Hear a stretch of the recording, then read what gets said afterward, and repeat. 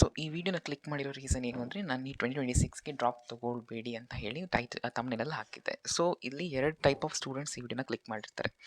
ಒಬ್ಬರು ಕ್ಯೂರಿಯಾಸಿಟಿಯಿಂದ ಇದನ್ನು ಓಪನ್ ಮಾಡಿರ್ತಾರೆ, ಯಾಕೆ ತೊಗೊಳ್ಬಾರ್ದು ಅಂತ ಹೇಳಿ ಕ್ಯೂರಿಯಾಸಿಟಿಯಿಂದ ಓಪನ್ ಮಾಡಿರ್ತಾರೆ.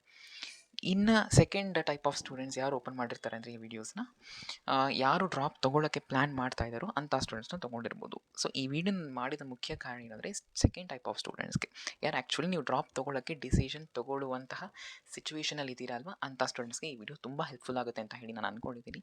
ಸೊ ಈ ವಿಡಿಯೋನ ನಾನು ತುಂಬ ಲೆಂತಿಯಾಗಿ ಏನು ಮಾಡಿಲ್ಲ, ಓಕೆನಾ. ಫುಲ್ಲು ಪ್ಯೂರ್ ನಿಮಗೆ ಬೇಕಾಗಿರುವಂತಹ ಕಂಟೆಂಟ್ಸ್ ಅಷ್ಟೇ ನಾನು ಹೇಳ್ತಾ ಇದ್ದೀನಿ. ಸೊ ವಿಡಿಯೋನ ಸ್ಕಿಪ್ ಮಾಡದೆ ನೋಡಿ. ಈಗ ನೋಡಿ, ನಾನು ಡೈರೆಕ್ಟಾಗಿ ಕಾನ್ಸೆಪ್ಟ್ಗೆ ಬರ್ತೀನಿ. ಸೊ 2026 ನೀಟ್ ಎಕ್ಸಾಮ್ಗೆ ಯಾಕೆ ಡ್ರಾಪ್ ತೊಗೊಳ್ತಿದ್ದೀರಾ ಅಂದರೆ, ಈ ವರ್ಷ ನಿಮಗೆ ಸೀಟ್ ಸಿಗುವ ಸಾಧ್ಯತೆಗಳು ತುಂಬ ಕಡಿಮೆ ಇದೆ ಅನ್ನುವ ರೀಸನ್ಗೆ ನೀವು ತೊಗೊಳ್ತಾ ಇದ್ದೀರಾ. ಸೊ ನಿಮ್ಮ ಮಾರ್ಕ್ ಏನಾದರೂ ಈ 450 ಆ ಥರ ಬಾರ್ಡ್ರಲ್ಲಿ ಇರುತ್ತೆ ಅಂತ ಇಟ್ಕೊಳ್ಳಿ, ಲೈಕ್ 470, 460, 450 ಈ ರೇಂಜಲ್ಲಿದ್ದರೆ ರಿಸರ್ವೇಷನ್ ಇಲ್ಲದೆ ಇರೋರಿಗೆ ತುಂಬ ಪ್ರಾಬ್ಲಮ್ ಆಗುತ್ತೆ. ಸೊ ಸಿಗುವ ಚಾನ್ಸಸ್ ತುಂಬ ಕಡಿಮೆ ಇದೆ. ಸೊ ಅಂಥ ಸ್ಟೂಡೆಂಟ್ಸ್ ನೀವು ಡ್ರಾಪ್ಗೆ ಪ್ಲ್ಯಾನ್ ಮಾಡ್ತಾ ಇರ್ತೀರಾ. ಸೈಡ್ ಬೈ ಸೈಡ್ ನೀವು ಕೌನ್ಸಿಲಿಂಗ್ನು ಅಟೆಂಡ್ ಮಾಡ್ತೀರಾ ಅಂತ ಅಂದ್ಕೊಂಡಿದ್ದೀನಿ, ಬಿಕಾಸ್ ಹೇಳೋಕ್ಕಾಗಲ್ಲ ಈ ವರ್ಷ ಹೇಗೆ ಸಿಗುತ್ತೆ ಅಂತ. ಆ್ಯಂಡ್ ಕೆಲವೊಬ್ಬರು ಆಲ್ರೆಡಿ ಜಾಯ್ನ್ ಆಗಿರ್ತೀರ ಡ್ರಾಪರ್ ಕೋರ್ಸ್ಗೆ, ಓಕೆ. ಸೊ ನೀವೇನು ಫಸ್ಟ್ ಇಂಪಾರ್ಟೆಂಟ್ ಥಿಂಗ್ ನೆನ್ಪಿಟ್ಕೋಬೇಕು ಅಂದರೆ, ಡ್ರಾಪ್ ತೊಗೊಳ್ತಾ ಇದ್ದೀರಾ ಅಂದರೆ ನಿಮಗೆ ಫಸ್ಟ್ ಆಫ್ ಆಲ್ MBBS ನಿಮ್ಮ ಪ್ಯಾಷನ್ ಆಗಿರಬೇಕು ಫಸ್ಟ್ ಆಫ್ ಆಲ್, ಓಕೆನಾ. ನಾನು MBBS ನಾನು ಮಾಡಬೇಕು, ಬೇರೆ ಯಾವುದು ನನಗೆ ಇಷ್ಟನೇ ಇಲ್ಲ, ನಾನು MBBS ನನಗೆ ತುಂಬ ಇಷ್ಟ ಇದೆ, ಓಕೆ. ಈ ಮೈಂಡ್ ಸೆಟ್ ಇದ್ದರೆ ಮಾತ್ರ ನೀವು ಫಸ್ಟ್ ಆಫ್ ಆಲ್ ನೀವು ಡ್ರಾಪ್ ತೊಗೊಳ್ಳೇಬೇಕು, ಓಕೆನಾ. ಇನ್ನೂ ಕೆಲವೊಂದು ಟೈಪ್ ಆಫ್ ಸ್ಟೂಡೆಂಟ್ಸ್ ಇರ್ತಾರೆ, ನನಗೆ ಎಂಜಿನಿಯರಿಂಗ್ ಹೋಗೋಕ್ಕೆ ಇಷ್ಟ ಇಲ್ಲ, ಆದ್ದರಿಂದ ನಾನು MBBSನ ತೊಗೊಳ್ತೀನಿ ಅಂತ ಹೇಳಿದ್ರೆ ನೀವು ತುಂಬ ಡೇಂಜರ್ ಝೋನಲ್ಲಿ ಇದ್ದೀರಾ. ಯೋಚನೆ ಮಾಡಿ ಸ್ವಲ್ಪ. ನಿಮಗೆ ಬೇರೆ ಕೋರ್ಸ್ ಇಷ್ಟ ಇಲ್ಲ ಅಂತ ಹೇಳಿ MBBSನ ಚೂಸ್ ಮಾಡಿದ್ರೆ ಯು ಆರ್ ಮೇಕಿಂಗ್ ಬ್ಲಂಡರ್, ಓಕೆನಾ. ಬಿಕಾಸ್ MBBS ಅಂದ್ಕೊಂಡಿದ್ದಷ್ಟು ತುಂಬ ಬೇಗ ಮುಗಿಯೋದಲ್ಲ ಅದು, ಓಕೆನಾ. ನೀವು MBBS ನಿಮಗೆ 5.5 ಇಯರ್ಸ್ ಆಗುತ್ತೆ ಮಿನಿಮಮ್. ಅದಾದಮೇಲೆ ನೀವು ಅಬ್ರಾಡ್ಗೆ ಹೋಗೋರು ಹೋಗ್ತಾರೆ. ಇಂಡಿಯಾದಲ್ಲೇ ಮಾಡಬೇಕು ಅಂದರೆ ನೀವು ಮತ್ತೆ ನೀಟ್ ಎಕ್ಸಾಮ್ನ ಬರೀಬೇಕಾಗತ್ತೆ. ಅದಾದಮೇಲೆ ಅದನ್ನು ಮಾಡಿ ಮುಗಿಸಿ ನಂತರ ಸೂಪರ್ ಸ್ಪೆಷಲೈಸೇಷನ್ ಮಾಡೋಂಗಿದ್ರೆ ನೀವು ಅದನ್ನು ಮಾಡಬೇಕು, ಓಕೆನಾ. ಸೊ ಈ ರೀತಿ ನಿಮಗೆ ಕೆಲವೊಂದು ಪ್ರೊಸೀಜರ್ಸ್ ಇದೆ MBBSಲ್ಲಿ. ಸೊ ಎಂಜಿನಿಯರಿಂಗ್ ನನಗೆ ಕಂಪ್ಯೂಟರ್ ಸೈನ್ಸ್ ಇಷ್ಟ ಇಲ್ಲ, ನಾನು ಇಂಜಿನಿಯರಿಂಗಲ್ಲಿ ನನಗೆ ಮ್ಯಾಥ್ಸ್ ಎಲ್ಲ ಬರುತ್ತೆ, ನನಗೆ ಅದು ಇಷ್ಟ ಇಲ್ಲ ಅಂತ ಹೇಳಿ ನೀವು MBBSಗೆ ಬಂದರೆ you have to think a lot, ತುಂಬ ಯೋಚನೆ ಮಾಡಬೇಕು.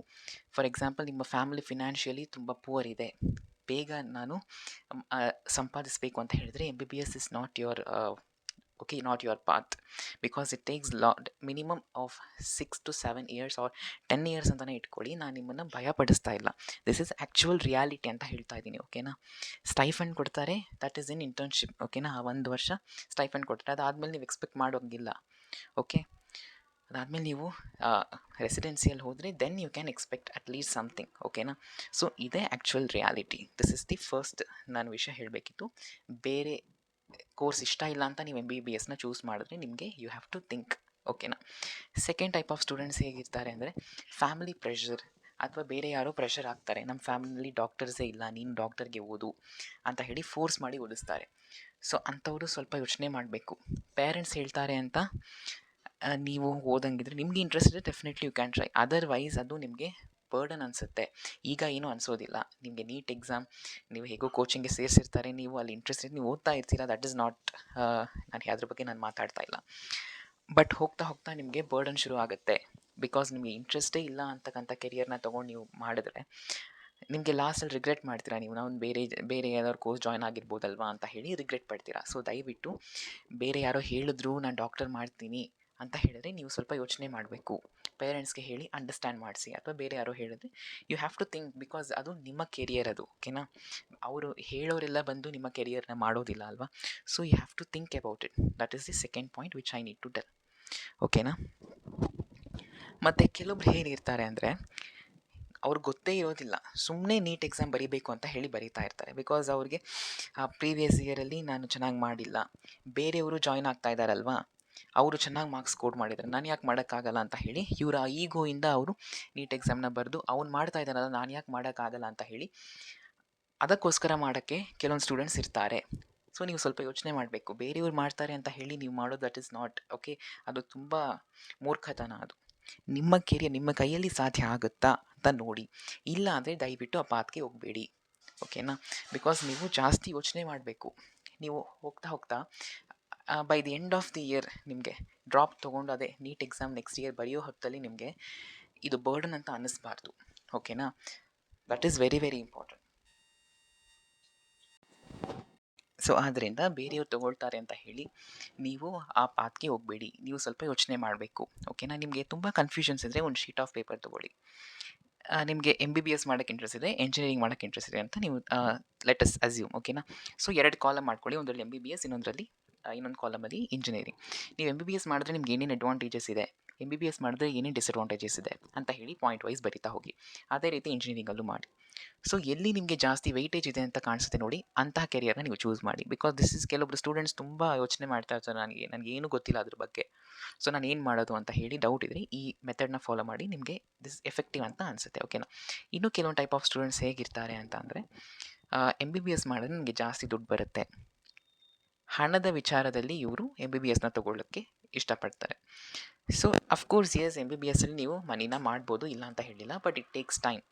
ನೋಡಿ, MBBS ಕೆರಿಯರ್ ಹೇಗೆ ಅಂದರೆ, ನೀವು ಜಾಸ್ತಿ ಇನ್ವೆಸ್ಟ್ ಮಾಡಿದಷ್ಟು ನಿಮಗೆ ಹಣ ಜಾಸ್ತಿ ಸಿಗುತ್ತೆ. ಎಕ್ಸ್ಪೀರಿಯೆನ್ಸ್ ಆಗ್ತಾ ಆಗ್ತಾ ಆಗ್ತಾ ನಿಮಗೆ ನಿಮ್ಮ ವ್ಯಾಲ್ಯೂ ಜಾಸ್ತಿ ಆಗ್ತಾ ಇರುತ್ತೆ. ಓಕೆನಾ? This is the fact. MBBS ಮಾಡಿದ ತಕ್ಷಣ ನನಗೆ ಜಾಸ್ತಿ ಹಣ ಬರುತ್ತೆ ಅಂತ ಹೇಳಿದ್ರೆ ದಟ್ ಈಸ್ ಫಾಲ್ಸ್ ಅಂತ ನಾನು ಹೇಳಕ್ಕೆ ಇಷ್ಟಪಡ್ತೀನಿ.